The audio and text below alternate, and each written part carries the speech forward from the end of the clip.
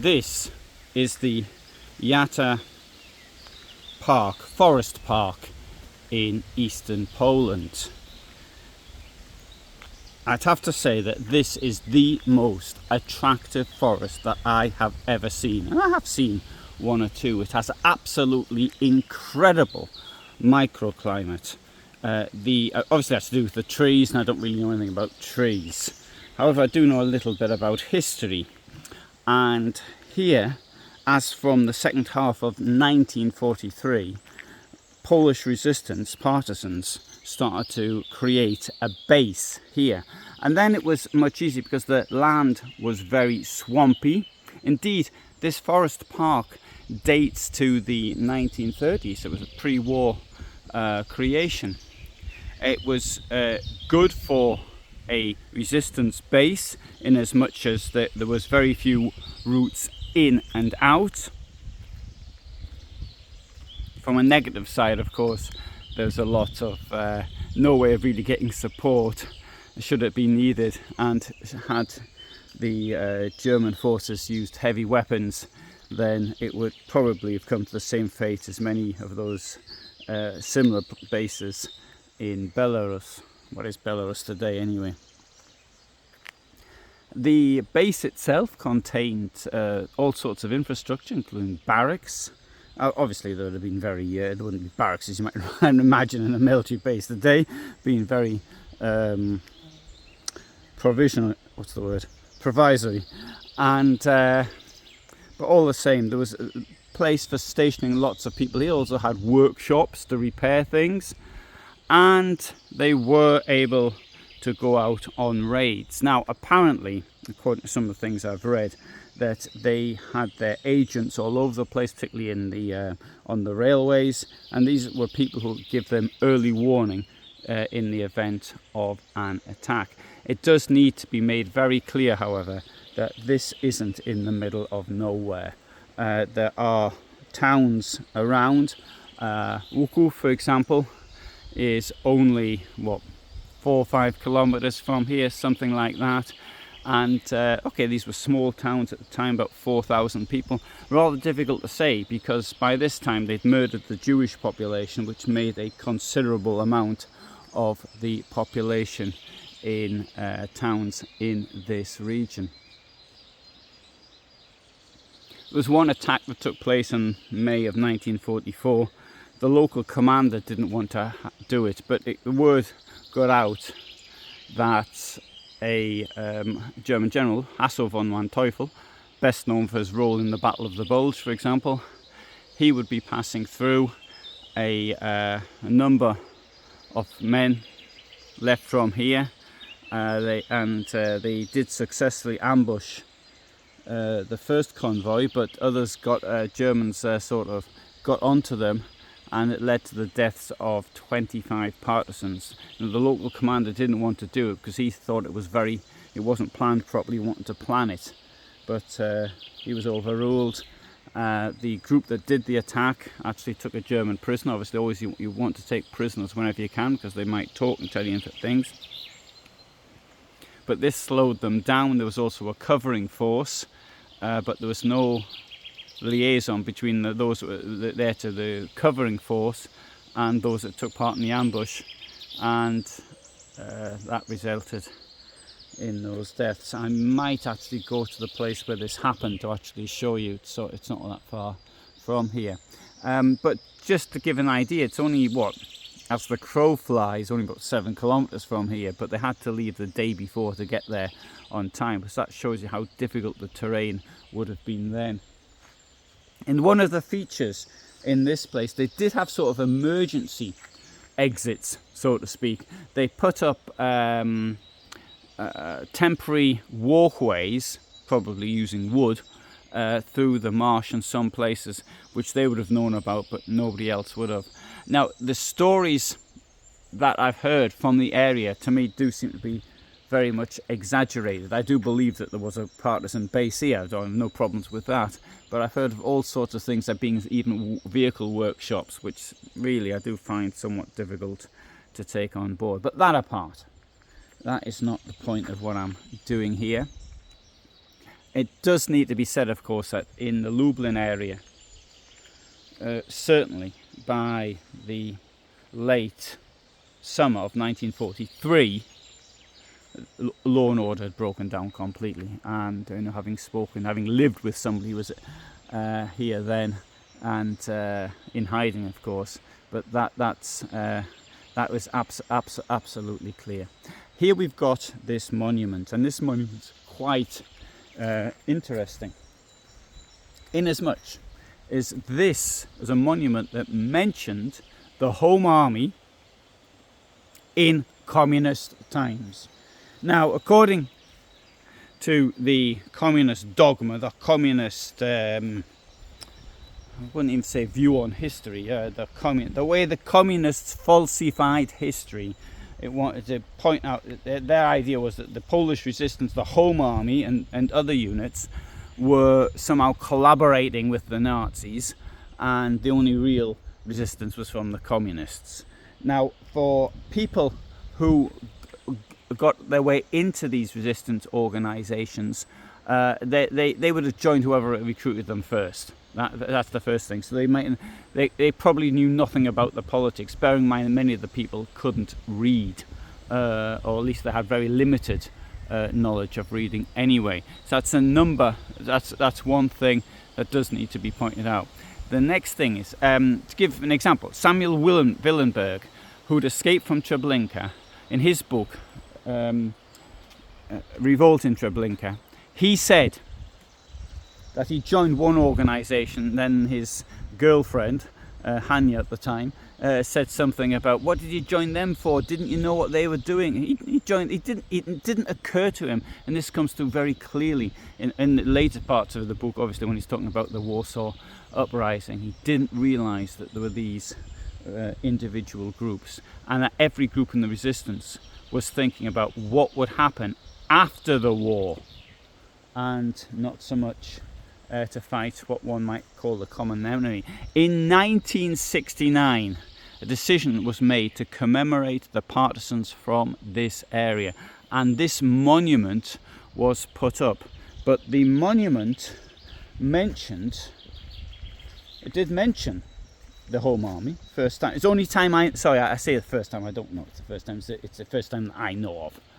And so what it said was the following, is that they said that it congratulated the Polish and Soviet partisans. Now, in 1969, bear in mind that Poland was occupied by the Kremlin.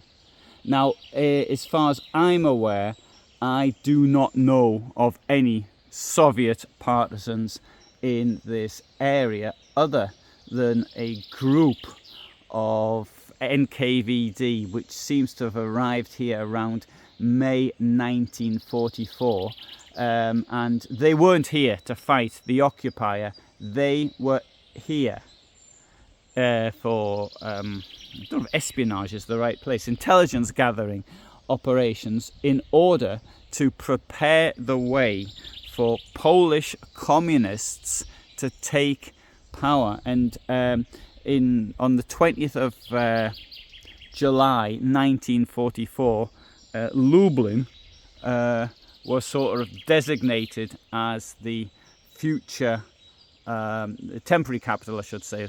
Future capital would be in Warsaw, but it was clear that Lublin was about to be taken by the Soviets. In fact, I've done a video on that, and this very quick advance from the Bug River to Lublin, which led to the deaths of many people, because as far as Stalin was concerned, he'd created this Polish communist government, and he needed a place to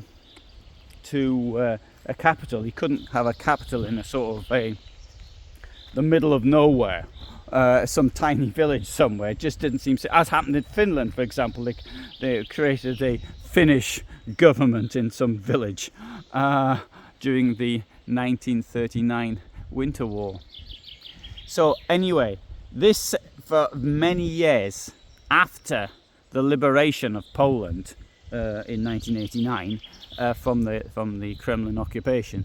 This continued to say that about Soviet partisans. So anyway, people did want to change it, and it didn't. I think this change actually took place for 2017. But now we've got yet another form of historical misinterpretation. So I'm now going to read it to you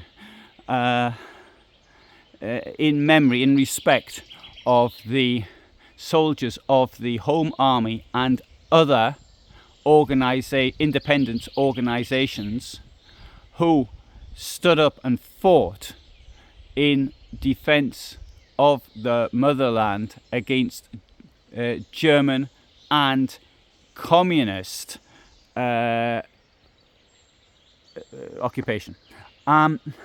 So now they couldn't say Nazi by 2017 because the government at the time had people who had been seen giving Hitler salutes, or for example, the former head, well, maybe it's not the government, but the former head of the Wrocław IPN, Institute of Historical Remembrance, had been there was photographs of him giving Nazi salutes. So there were other people whose ideology was very similar to that of Nazism within the government. I'm not suggesting that the peace government was a Nazi government. I'm not suggesting that at all. It was based on fascism, but it did voluntarily give up power after losing elections. So I've got to make that absolutely clear.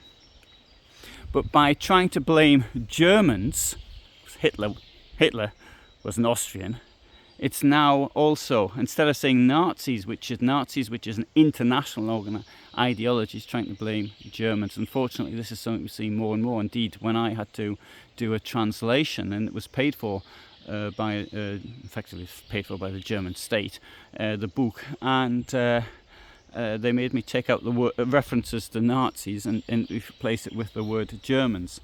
So this is something which I think is wrong. It's suggesting that Germany, a modern liberal democracy, is somehow evil, sort of the argument used by Goldhagen in his book. Although Goldhagen does state that changed after the war.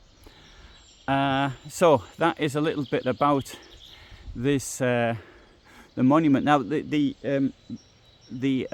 Institute of Historical Memory wanted to actually destroy it and replace it with something else, but the locals, I think it was largely, just wanted to change the dedication on it, which I think is the right thing to have done. Now, this idea of putting things in to keep the locals happy, the government happy, is unfortunately a way in which history is perverted. And unfortunately also with the now just elected president, he was part of doing things like this. He sacked people who actually wrote what happened in things, and he had it slanted to suit a nationalist bent. And this is a major problem, in my opinion. It's like changing history to suit the purposes of whoever is telling the story. And we all see things from certain angles. If you watch my videos, so I see things very strongly from an economic angle. I'm aware of that, because I like to put up what are the consequences of doing these things. So okay, I have an economic background in a way, so I can do things like that. But I certainly also, my bias is towards Poland and Germany because that's where I spend my time. But that's quite clear. I hope that I like to think that these things can stop, but you can see these terrible things like coming out of Russia today, for example, the way they're lying about history to suit the aims of the current dictatorship in Russia. I mean, that is the number one example I can think of. Anyway, there you go. That is the red monument. Here we have a sign, and the sign says more or less, I think, what I just told you. And so I didn't tell you this, why it's called the red monument. That's because of the material from which it was constructed. And it does say this is witness to the difficult history of Poland from 1944 to 1989. So, hope you found that interesting. I have lots of videos here. I might do a longer video on the history of the forest. In fact, I think this is really very attractive. I'm visiting some of the areas in the northern Lublin region at the moment, and so I have done videos relating to that, and of course how that was what happened here during the Holocaust. So you're interested in this type of thing, then you might want to subscribe. I mean, to be here now early June in this wonderful forest with these wonderful sounds of nature is absolutely fantastic. Anyway, thanks for watching, all the best from me, and bye for now.